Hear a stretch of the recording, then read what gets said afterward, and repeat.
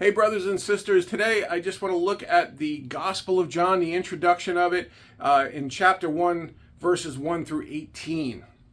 Now, maybe somebody handed you a Bible and told you, hey, start in the Gospel of John, or maybe as an evangelical tool, somebody just handed you a Gospel of John. I know the Gideons do this a lot, great organization.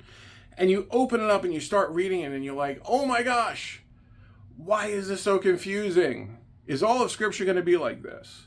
Well, the answer is no, and it's not intended to be confusing either. You see, this was written, once again, for a first century audience, and it was written for a broad appeal for both Jew and Gentile, but it was written from a Jewish standpoint. So John, being a Jew, wrote it in a particular way that was meant to teach, to completely set up the rest of the gospel. Now, when we open up with, in the beginning was the Word, and you're saying, okay, it says the Word was God, but what is this? Why all the poetic waxing? Well, the word actually had dual meaning, logos in Greek. The word to the Jew meant the creator of everything, because God spoke stuff into existence. That was the dawn of creation.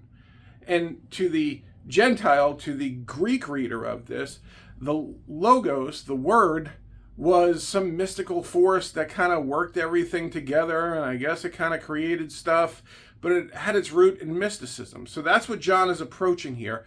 So keep that in mind as to how, what he means as we're reading through this. But the second part is the structure of this. And the structure, it's actually written as a poem, as a chiastic poem. And the purpose of that is to have a complete setup of the Gospel of John. You see, a chiasm is a call and answer type poem. So you take the first verse of verses, and that is the call, and they are answered by the last verse of verses, and that sets up a theme. And then you have another theme that supports your thesis, and that's call and answer, and then another one, call and answer. And then right smack dab in the middle is what the author is trying to present to you as the thesis and what they're trying to convey. So imagine it this way. The center is like the point of an arrow, and everything else that's stacked up behind it is like the shaft and the feathers on an arrow, and they're meant to give it direction and velocity so that the point really drives home. So I'm going to read the Gospel of John in the way that it was intended to be processed by a Jewish reader of that time as a chiasm, and we'll read that in a call and answer way. So starting in 1:1, in the beginning was the Word, remember the meaning of that, and the Word was with God, and the Word was God. He was in the beginning with God, and all things were made through him, and without him was not anything made that was made. In him was life, and the life was the light of men. The light shines in the darkness, and the darkness has not overcome it. Now we jump down to verse 16. For from his fullness we have all received grace upon grace, for the law was given through Moses, grace and truth came through Jesus Christ. No one has ever seen God, the only God, who is at the Father's side. He has made him known. So that's the first premise.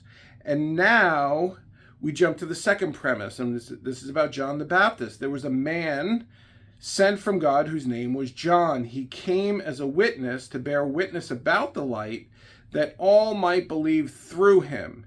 He was not the light, but came to bear witness about the light. And we see the answer to that starts in verse 15. John bore witness about him and cried out, "This was he of whom I said, he who comes after me ranks before me, because he was ever before me." And then we jump down to the next premise. Once again, we're talking about Jesus. The true light, which gives light to everyone, has come into the world. He was in the world, and the world was made through him, yet the world did not know him.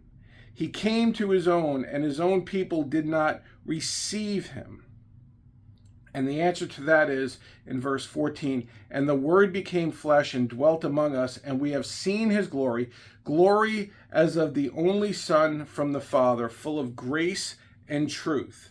And now here's the premise. This is it right smack dab in the middle, verses 12 and 13. But to all who did receive him, who believed in his name, he gave the right to become children of God, who were born not of blood, nor of the will of the flesh, nor of the will of man, but of God. And that's the whole premise of the Gospel of John, is so that you may believe, as John says in chapter 20, and that by believing you may have life in his name.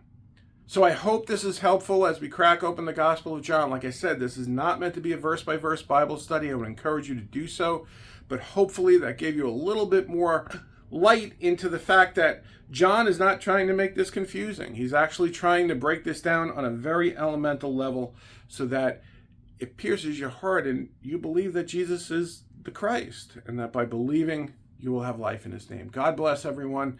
Have a great day.